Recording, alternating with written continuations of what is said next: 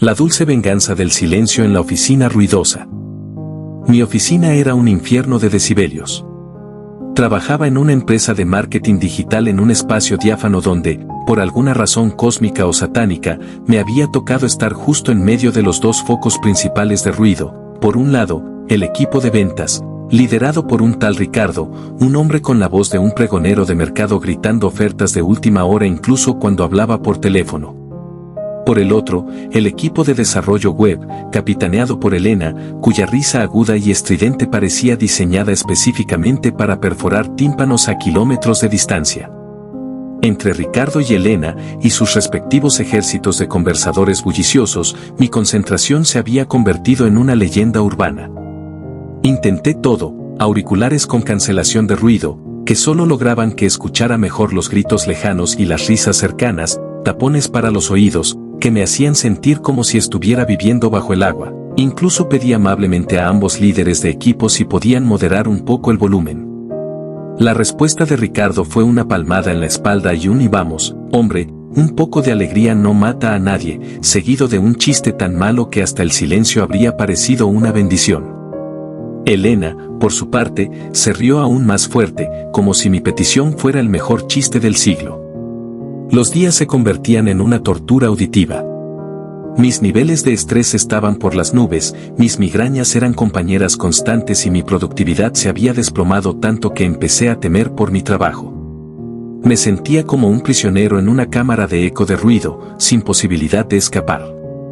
Un día, durante una de mis pausas para intentar recuperar la cordura en la cocina, el único lugar relativamente tranquilo, escuché una conversación entre dos becarios. Hablaban de un nuevo software de inteligencia artificial que estaban probando para un cliente. Al principio no le di mucha importancia, pero una frase se quedó grabada en mi mente: puede analizar grandes cantidades de datos de texto y audio para identificar patrones y tendencias. Una bombilla se encendió en mi cabeza. ¿Y si pudiera usar esa tecnología, o una similar, para demostrar objetivamente el nivel de ruido insoportable que teníamos que soportar?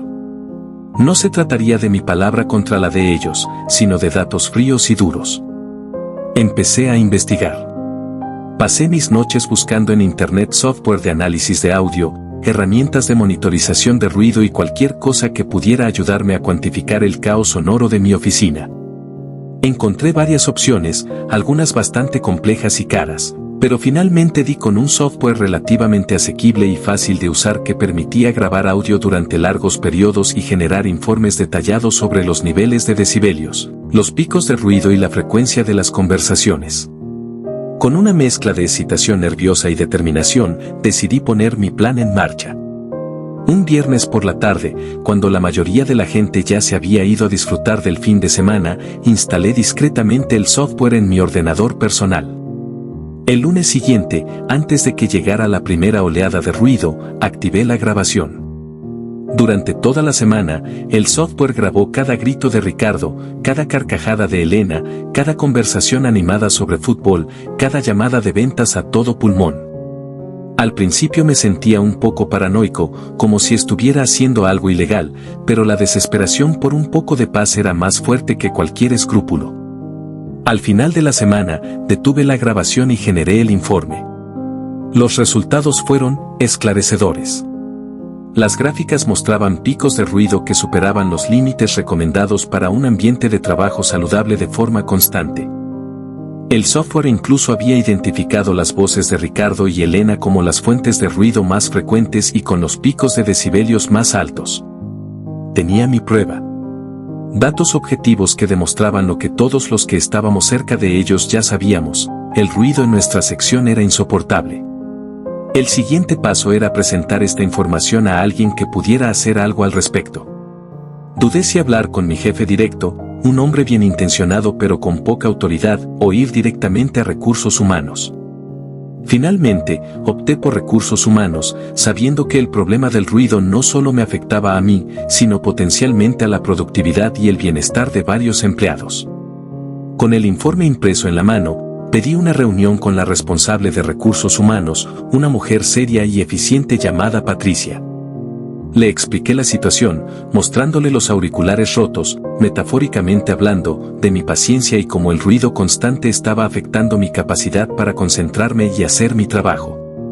Al principio parecía escéptica, probablemente pensando que era una queja exagerada. Entonces, le mostré el informe. Patricia lo leyó con atención, frunciendo el ceño cada vez más mientras avanzaba por las gráficas y los datos. Cuando terminó, me miró con una expresión entre sorpresa y preocupación. No tenía idea de que la situación fuera tan grave, admitió. Esto supera con creces los niveles de ruido aceptables en un entorno de oficina. Le expliqué que había intentado hablar con Ricardo y Elena, pero que mis peticiones habían sido ignoradas o incluso ridiculizadas. Patricia asintió, comprendiendo que la vía de la comunicación directa no había funcionado. Voy a tomar cartas en el asunto inmediatamente, me aseguró. Este nivel de ruido no es aceptable y tenemos que encontrar una solución. Salí de la reunión con una sensación de alivio y esperanza que no sentía en meses. Sabía que Patricia era una mujer de palabra y confiaba en que haría algo al respecto. Durante los días siguientes, la oficina se mantuvo igual de ruidosa. Empecé a pensar que quizás Patricia no había podido hacer mucho o que Ricardo y Elena eran inmunes a cualquier intento de moderación. Pero entonces, una mañana, llegué a la oficina y noté algo diferente. Habían colocado unas mamparas divisorias altas entre los escritorios del equipo de ventas y los del equipo de desarrollo web. No eran cabinas insonorizadas, pero ofrecían una barrera visual y, lo más importante, parecían absorber parte del sonido. No solo eso, sino que también vi a dos técnicos instalando unos paneles acústicos en el techo y las paredes de ambas secciones. Eran unos paneles grises y discretos, pero su presencia era una señal clara de que algo estaba cambiando. Durante esa semana, el ruido disminuyó perceptiblemente. Las voces de Ricardo ya no resonaban por toda la oficina con tanta claridad y la risa de Elena parecía amortiguada. No era el silencio absoluto, pero era una mejora drástica. Podía concentrarme durante periodos más largos sin sentir que mi cerebro iba a estallar. Mis migrañas empezaron a ser menos frecuentes y mi productividad comenzó a recuperarse. Pensé que la venganza había terminado ahí, con una oficina un poco más tranquila gracias a mis datos.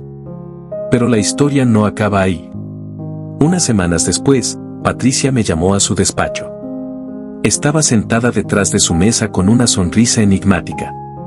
Quería agradecerte por haberme traído esa información sobre los niveles de ruido, me dijo. Realmente nos ayudó a tomar conciencia de un problema que estábamos ignorando.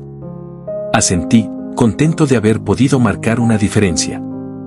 Y también quería contarte algo más, continuó Patricia. Después de revisar el informe y hablar con varios empleados que también se habían quejado del ruido, decidimos tomar medidas más específicas. Mi curiosidad aumentó. Hemos implementado una nueva política de zonas de trabajo tranquilas en la oficina, explicó Patricia. Además, hemos invertido en un sistema de monitorización de ruido continuo. Si los niveles en alguna zona superan los límites establecidos de forma reiterada, se tomarán medidas. ¿Qué tipo de medidas?, pregunté, aunque ya tenía una ligera sospecha. Patricia sonrió aún más. Bueno, la primera vez que se superen los límites de forma significativa, el responsable del ruido recibirá una advertencia formal. La segunda vez, perderá un día de teletrabajo, si lo tiene. Y a la tercera se le reubicará en una zona de trabajo designada como de alta intensidad sonora, punto.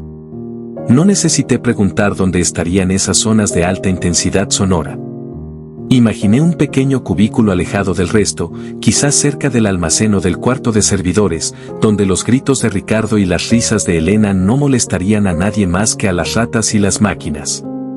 Además, añadió Patricia con un brillo travieso en los ojos, para asegurarnos de que la política se cumple, el software de monitorización también generará un informe semanal con los nombres de los infractores más frecuentes. No pude evitar sonreír.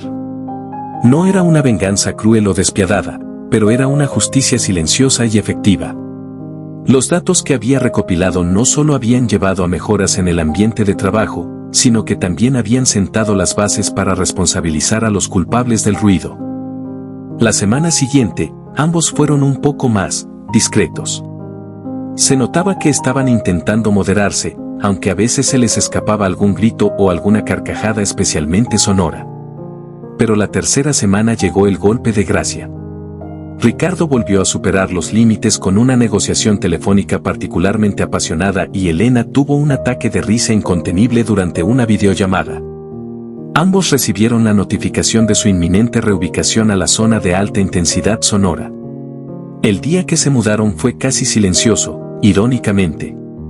Ricardo refunfuñaba en voz baja mientras recogía sus cosas y Elena intentaba disimular una sonrisa nerviosa. Sus nuevos cubículos estaban uno al lado del otro, en una esquina alejada del resto de la oficina, rodeados de paneles acústicos adicionales y con una nota discreta en la entrada que decía, zona de alta intensidad sonora. Se ruega discreción, fuera de esta zona. El resto de la oficina respiró un aire de alivio colectivo. El silencio relativo era glorioso. Podíamos trabajar sin sentir que estábamos en medio de un mercado persa y la productividad general aumentó significativamente. Y yo sentía una satisfacción tranquila. No había gritado, no había confrontado, no había actuado de forma inapropiada. Simplemente había utilizado los datos para exponer un problema y lograr una solución justa y efectiva. La dulce venganza del silencio, orquestada con la ayuda de la inteligencia artificial y una responsable de recursos humanos con visión de futuro. A veces, la mejor manera de luchar contra el ruido es con el silencio y con datos irrefutables. Y así terminó esta historia. Una más de esas que suenan inventadas, pero que, si conoces Reddit, sabes que podrían ser reales. A veces la venganza llega como un grito. Otras veces, como un susurro que nadie ve venir. Si te gustó esta historia, suscríbete. Hay muchas más por contar. Porque en Reddit, nadie olvida.